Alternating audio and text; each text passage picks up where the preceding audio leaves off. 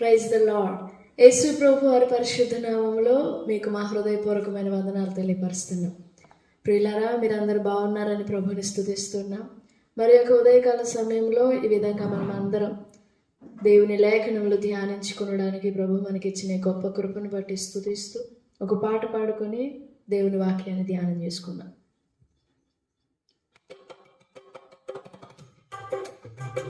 ఓ యేసు, నీ ప్రేమ ఎంతో మహనీయుడు.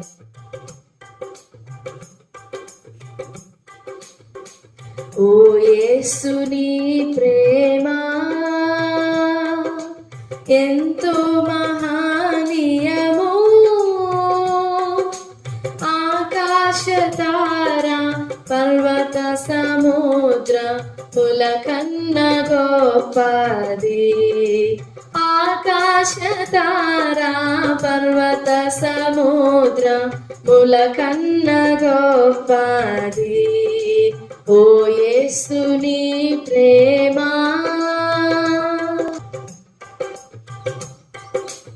ఆగమ్య ఆనందమే హృదయము నిండెను. ప్రభుని కార్యములు గంభీరమైనవి. ప్రతి ఉదయ సాయంత్రములు స్తుతికి యోగ్యములు, స్తుతికి యోగ్యములు. ఓ యేసు, నీ ప్రేమ సంకట సమయములో సాగాలేకున్నాను. దయచూపు నా మీద అని నేను మొరపెట్టగా వింటినంటివి. నా మొరకు ముందే తోడు నుందునంటివి, తోడు నుందునంటివి. ఓ యేసు, నీ ప్రేమ మరణాంధకారంబు లోయానే సంచరించిన నిరంతరము యేసు నాదు కాపరి అయి కరములిచ్చి నన్ను కాయుచు నడుపు కరుణాగల ప్రభువు, కరుణాగల ప్రభువు. ఓ యేసు, నీ ప్రేమ కొదువాలని ఉన్నా భయపడను నేనెప్పుడు. పాచిక బయలులో పారుండ చేయును. భోజన జలములతో తృప్తి పరచుచు నాతో నుండు యేసు, నాతో నుండు యేసు. ఓ యేసు, నీ ప్రేమ దేవుని గృహములో సదా స్తుతించెదను. సంపూర్ణ హృదయముతో సదా భజించెదను. స్తుతి ప్రశంసలకు యోగ్యుడేసు. హల్లెలూయా ఆమేన్, హల్లెలూయా ఆమేన్. ఓ యేసు, నీ ప్రేమ ఎంతో మహనీయము. ఆకాశ తార పర్వత సముద్ర ముల కన్న గొప్పది. ఆకాశ తార పర్వత సముద్ర ముల కన్న గొప్పది. ఓ యేసు, నీ ప్రేమ. Praise the lord. మనం ధ్యానించుకుంటున్న 119వ కీర్తన 7వ వచనం నుండి చదువుకుందాం. నీతిగల నీ న్యాయ విధులను నేను నేర్చుకున్నప్పుడు యథార్థ హృదయముతో నీకు కృతజ్ఞతాస్తుతులు చెల్లించెదను. దేవుడి వాక్యం మన వినికిడిలో దీవించుగాక. ఆమేన్. దేవుని బిడ్డలారా, 119వ కీర్తన 7వ వచనంలో నుండి దేవుని మార్గములు, దేవుని విధులు, దేవుని మనస్సు, దేవుని హృదయం, దేవుని మాటలు నేర్చుకునడం గురించి ఆయన యందు ఉపదేశింపబడడం, ఒక ఉపదేశ క్రమంలో మనం నేర్పింపబడడం, దేవుడు మనకు బోధించడం, దేవుడు తనను తాను మనకు ప్రత్యక్షపరచుకొనడం, బయలుపరచుకొనడం గురించి కొన్ని విషయాలు మనం ఎంతవరకు ధ్యానం చేస్తూ వచ్చాం. ఈ ప్రశస్తమైన సమయంలో కూడా నేర్చుకొనుట అనే మాటను గురించి ధ్యానం చేసుకుందాం. Learning is a beautiful character that the Lord has given to the human beings. దేవదూతలకు ఇటువంటి భాగ్యం లేదు. దేవదూతలకు దేవుడు ఇలాంటి కృపనివ్వలేదు. వారు కేవలం పరిశుద్ధుడు పరిశుద్ధుడు పరిశుద్ధుడు పరిశుద్ధుడు అనే ఆ ఒక్క వర్డ్, ఆ మాట మాత్రమే వాళ్ళకి తెలుసు. ఇక దేవుని మార్గాలు నేర్చుకోవడం, దేవుని మనస్సు తెలుసుకోవడం, దేవుని హృదయం అర్థం చేసుకోవడం, they were not capable to understand God's own heart. Even though they praise God, they can't even perceive what God is thinking. But it's our privilege to learn His ways, to learn His judgments, to learn His heart, to learn His ways. It's a beautiful blessing that the Lord has given to us. Hebrew భాషలో 5 మార్గములలో there are 5 methods to learn something according to the Torah. ధర్మశాస్త్ర ప్రకారంగా దేవుడు ఇజ్రాయేలుకు ఇచ్చిన ఒక ఉపదేశ క్రమం, వారు నేర్చుకోవడానికి, వారు దేవుని మార్గమును, దేవుని విధులను నేర్చుకోవడానికి దేవుడు వారికి ఇచ్చిన ఒక 5 స్టెప్స్ ఉన్నాయి, 5 methods. Number 1 is the association. ఈ ఆలెఫ్ భాగంలో 119వ కీర్తన, ఆలెఫ్ భాగం అంటే మొదటి భాగం, 1 వచనం నుండి 8 వచనములలో, ఇందులో 1 వచనములో నడుచుకొనడం గురించి, అనుసరించి నడుచుకొనుట అనే ఒక స్టెప్ కనపడుతుంది. 2వ వచనంలో వెదకుట అనే ఒక స్టెప్ కనపడుతుంది. 3వ వచనంలో నడుచుకొని పాపం చేయకుండుట అనే స్టెప్ కనపడుతుంది. 4వ వచనంలో జాగ్రత్తగా గైకొనాలి అనే స్టెప్ కనపడుతుంది. 5వ వచనంలో మన ప్రవర్తన స్థిరపడి ఉండాలి అని కనపడుతుంది.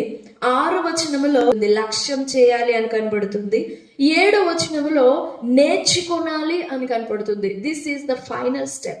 And in the end verse 8, నేను వీటన్నింటిని బట్టి నేను అనుసరించి, వెదకి, నడుచుకొని, గైకొని, స్థిరపడి, లక్ష్యం చేసి, నేర్చుకొని, and in the end of the statement, I will keep, I will obey, I will fulfill all of your statutes. నీ కట్టడలను నేను గైకొందును. దేవుని మాటను గైకొనడము అని అంటే it's not just listening with this physical years.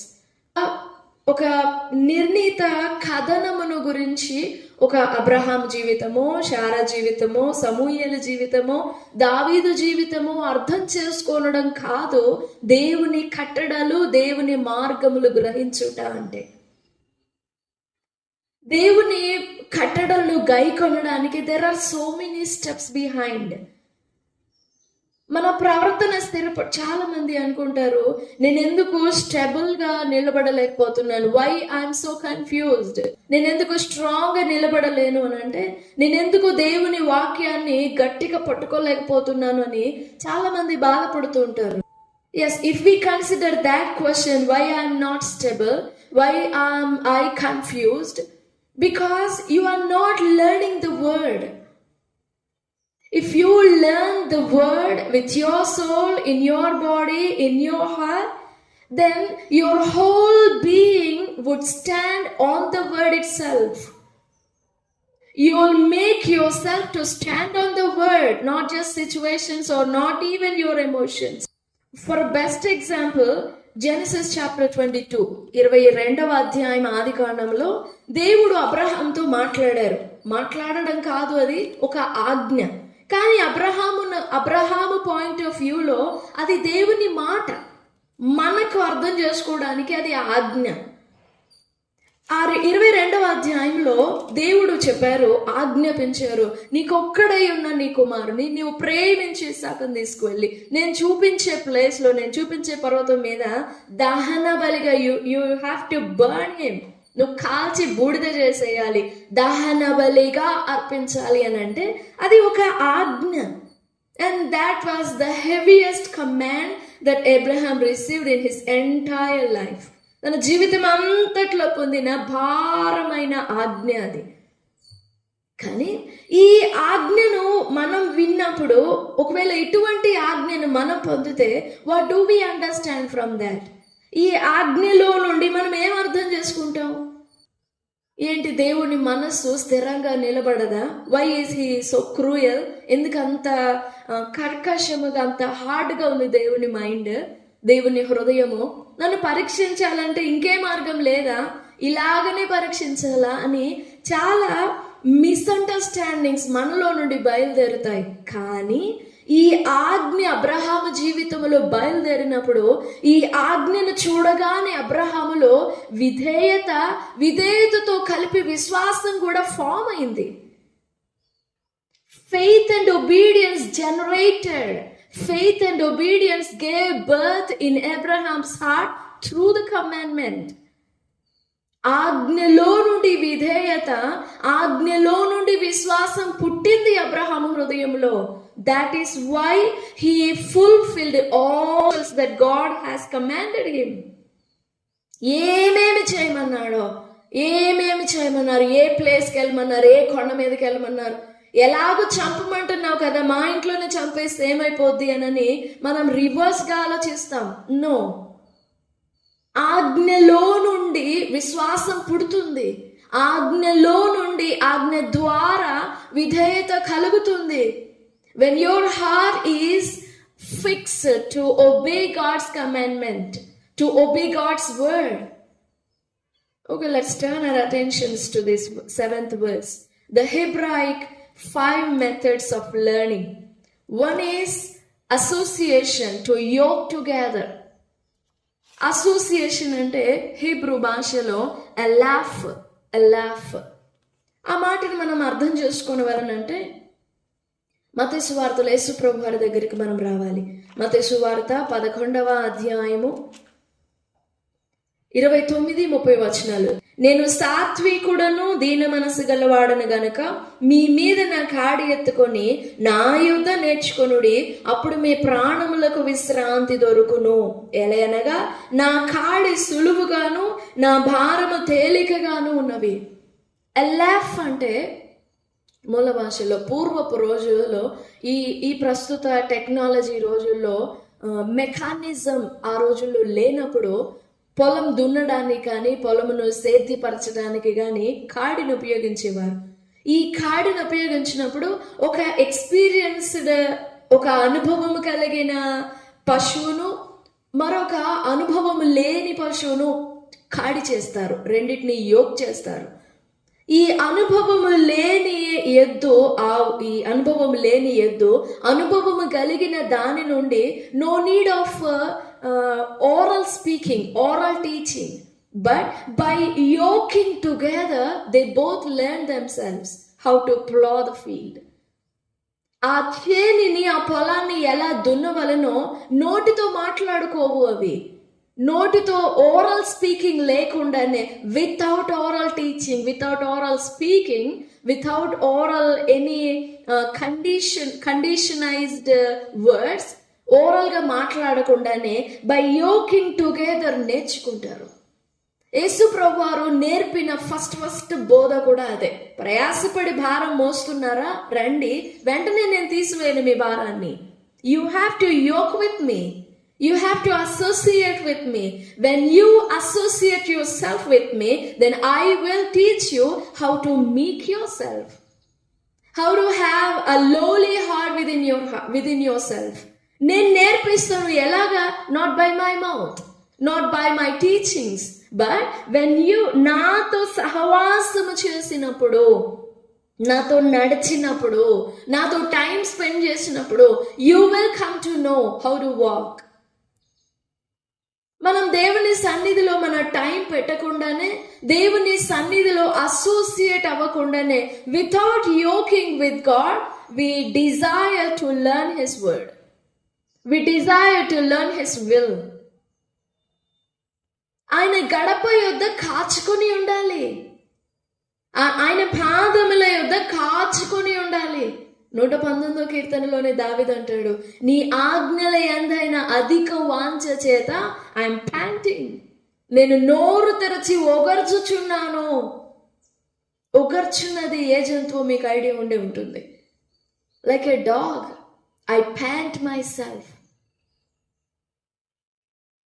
అంత ఆశపడినప్పుడు then I will teach you.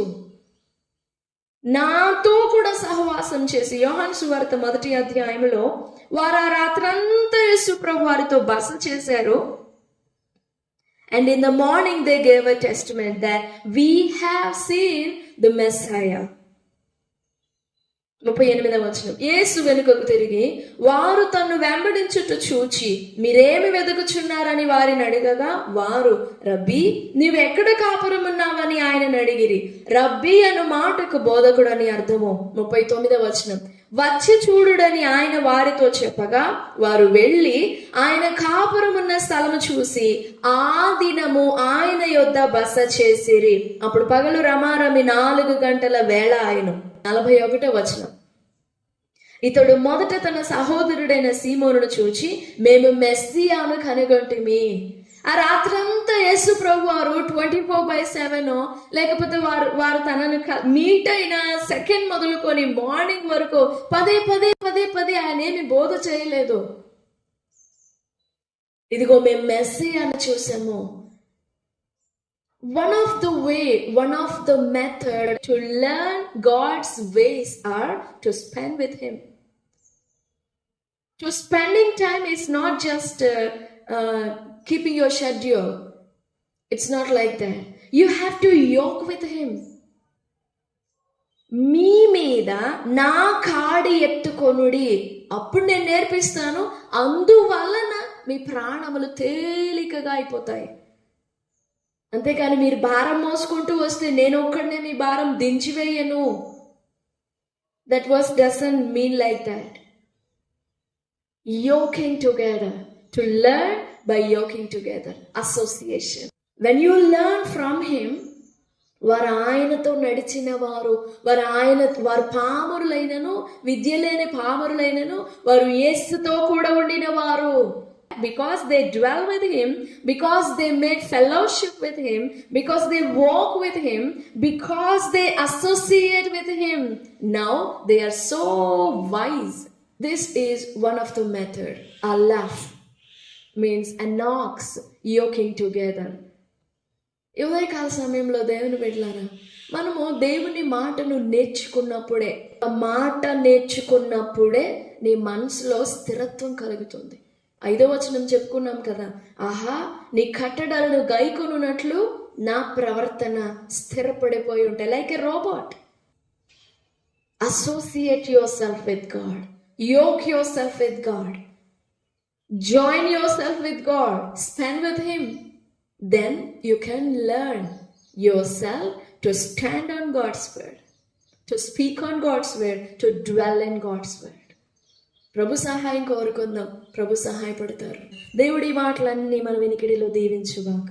ఆమేన్. చిన్న ప్రార్థన. మంచి యేసయ్య, మహా గొప్ప దేవ, శ్రీమంతుడైన దేవుడవు, బహు కనికరము గలవాడవు, ఈ ప్రశస్తమైన సమయంలో మీకు వందనాలు చెల్లిస్తున్నా. దేవా, మా జీవితంలో మీ మాటలు, మీ మార్గము, మీ విధులు, మీ కట్టడలు, మీ ఆజ్ఞలు, మీ తీర్పులు, మీ న్యాయములు, దేవా మీ సత్యము, మీ ప్రవర్తన, మీ స్వభావములు మేము నేర్చుకోవాలని ఆశపడుతున్నాం. ఇంతవరకు ఈ వచనం నుండి నేర్చుకుంటున్న గురించి మాతో మాట్లాడుతూ వచ్చిన మాటలన్నిటిని బట్టి స్తుతిస్తూ ఉన్నాం. దేవా, మేము నేర్చుకుంటేనే, నీతి కలిగిన మీ న్యాయ విధులు మేము నేర్చుకుంటేనే మాలో యథార్థమైన మనసు కలుగుతుంది అని మీరు మాట్లాడుతూ వచ్చారు. ఈ మాటలు వినుచున్న ప్రతి బిడ్డను పేరు పేరున మీరు దర్శించండి.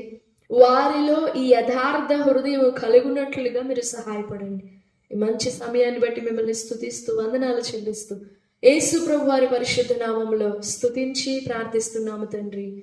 ఆమేన్, amen. Praise the lord. God bless you all. Have a great and blessed day. Amen.